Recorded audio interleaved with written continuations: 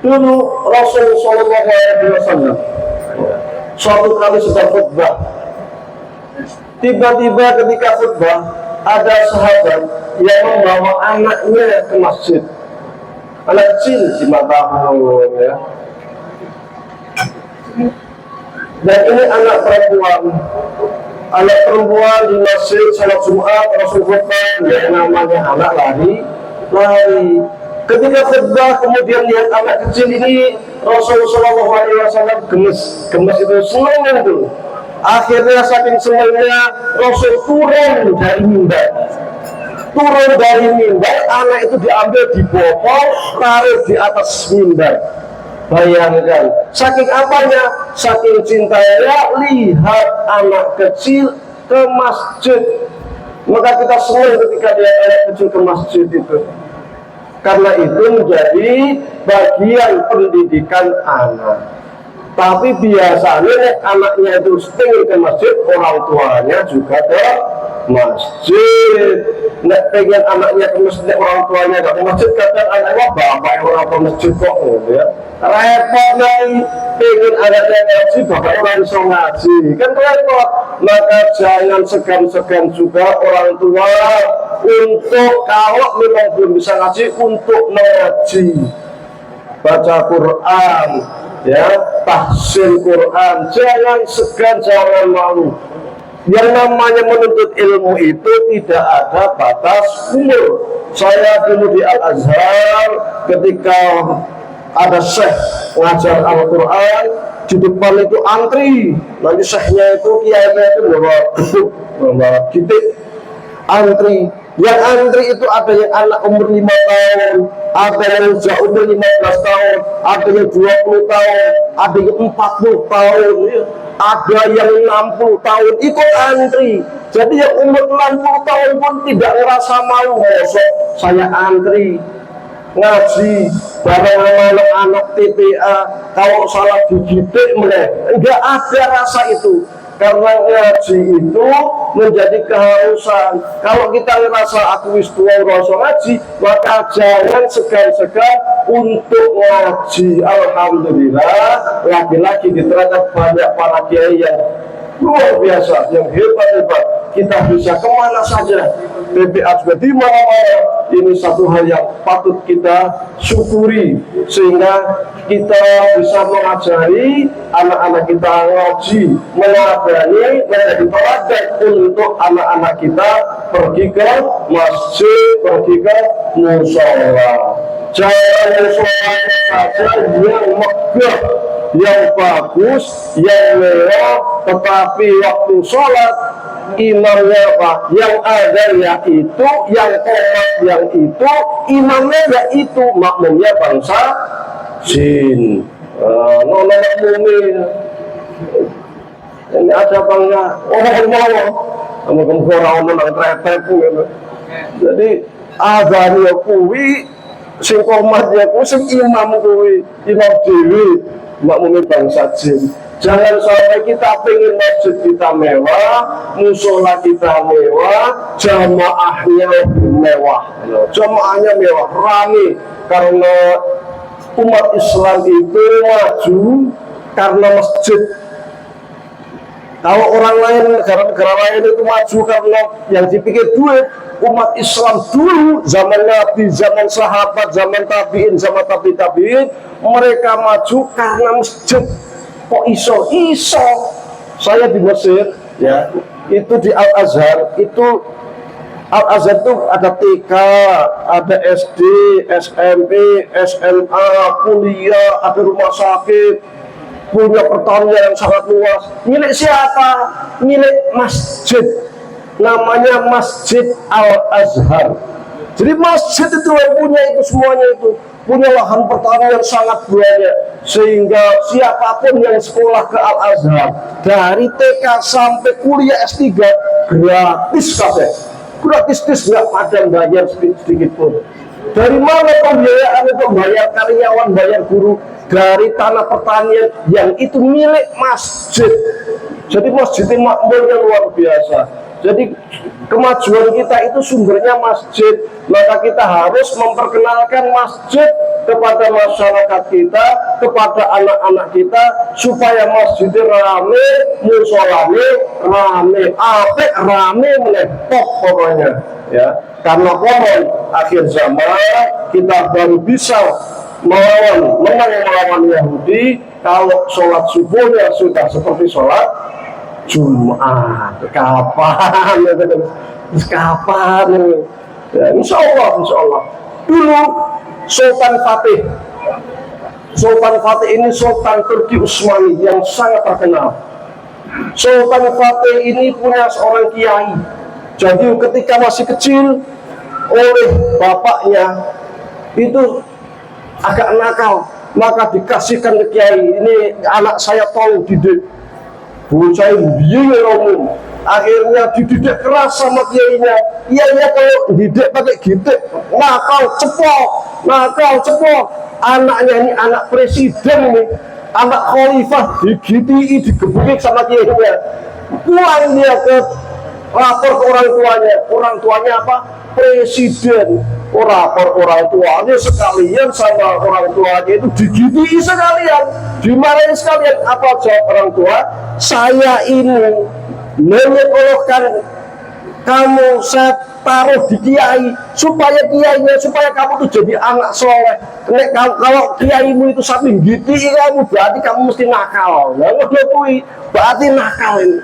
Akhirnya karena dia pulang mengadu ke orang tuanya, presiden malah digiti sekalian sama orang tuanya, sampai abang tobat bocah ini. Akhirnya ngikut kata kiainya. Kenapa? Kalau enggak digiti kiainya, mulai digiti orang tua ini. Remuk.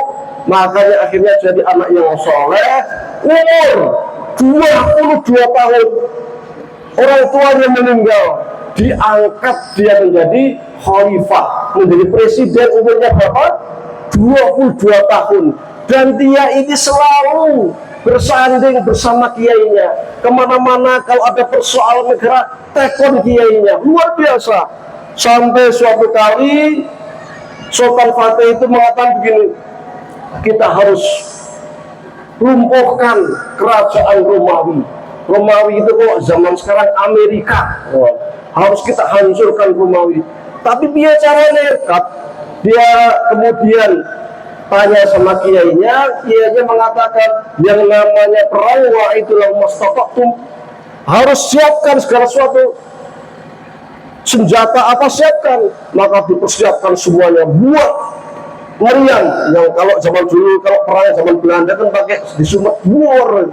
Itu yang menciptakan pertama kali siapa? Turki Utsmani.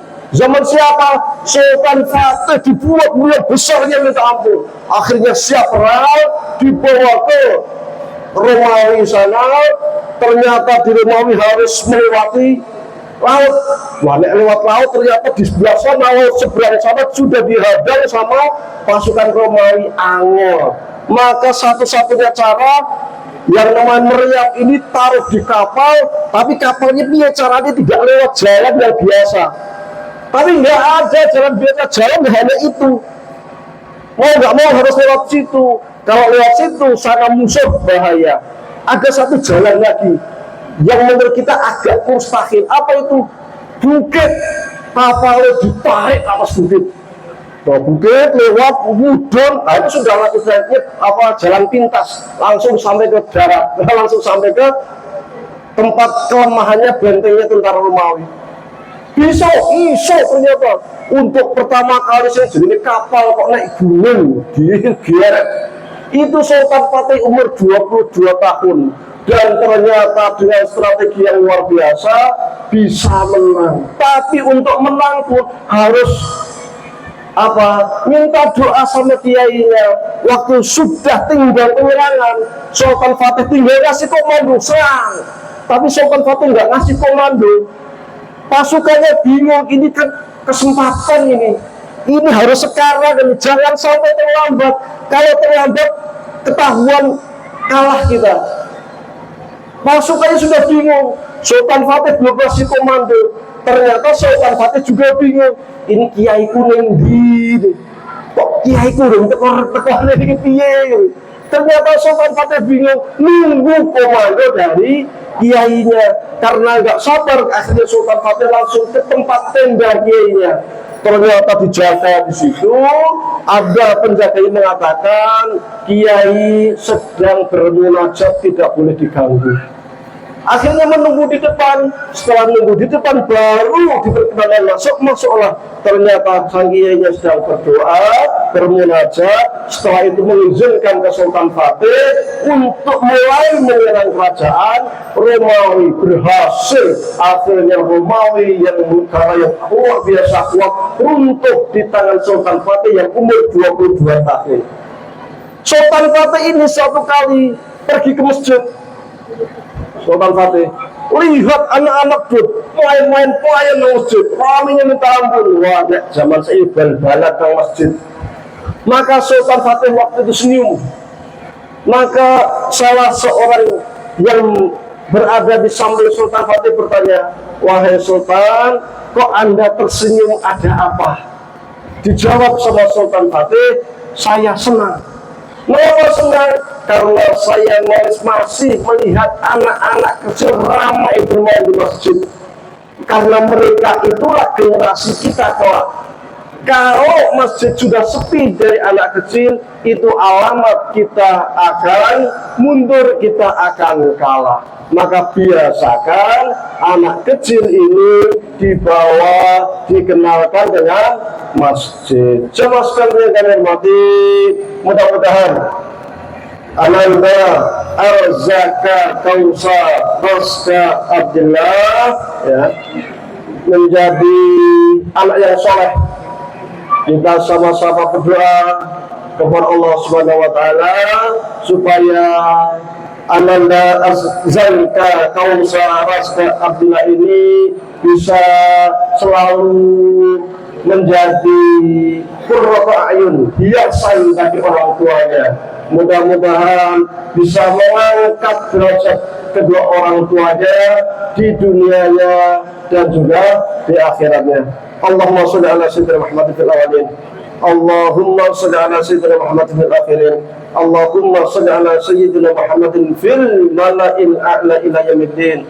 حمد شاكرين حمدا عالمين حمدا يوافي نعمه ويكافئ مزيدا يا ربنا لك الحمد كما ينبغي لجلال وجهك وعظيم سلطانك ربنا اغفر لنا ذنوبنا ولوالدينا وارحمنا كما ربونا صغارا اللهم اجعل أرزقك كوسا رزق عبد الله ولدا صالحا برا بوالديه طاعا طامعا عالما نافعا بعلمه رافعا درجاته لأبويه في دنياه وفي أخراه يا الله يا الله يا رحمن الرحيم kami berdoa kepadamu ya Allah, kami mohon kepadamu ya Allah agar kau menjadikan Ananda Arzaka Kausa Raska Abdillah menjadi anak yang soleh, anak yang berbakti kepada orang tuanya,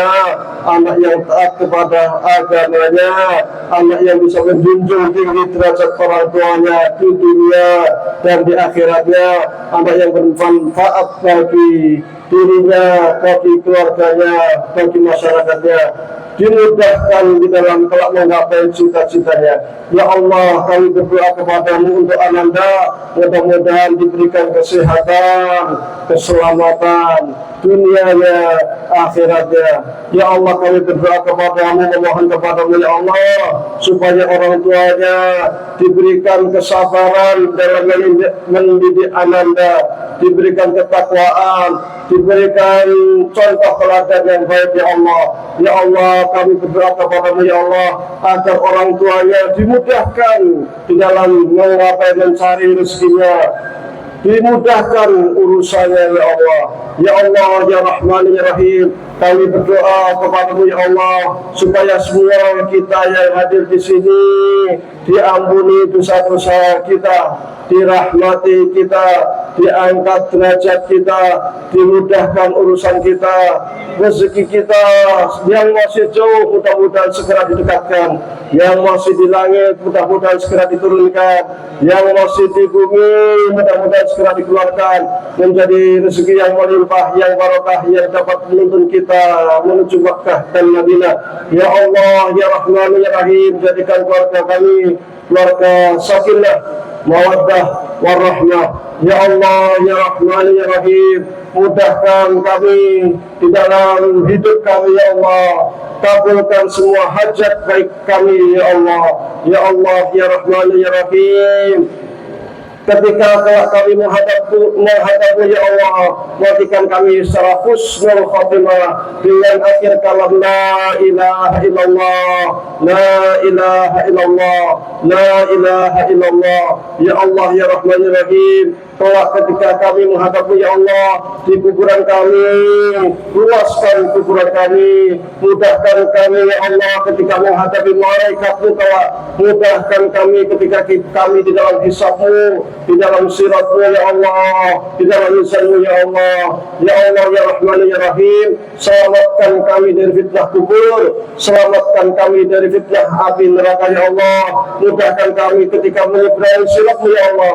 Ya Allah ya Rahman ya Rahim, berikanlah kami syafaat kelak ya Allah dari baginda Nabi Muhammad SAW. Ya Allah, kami memohon kepada-Mu supaya kami termasuk golongan yang kelak dituntun baginda Nabi Muhammad SAW untuk menuju telaga Al-Kautsar.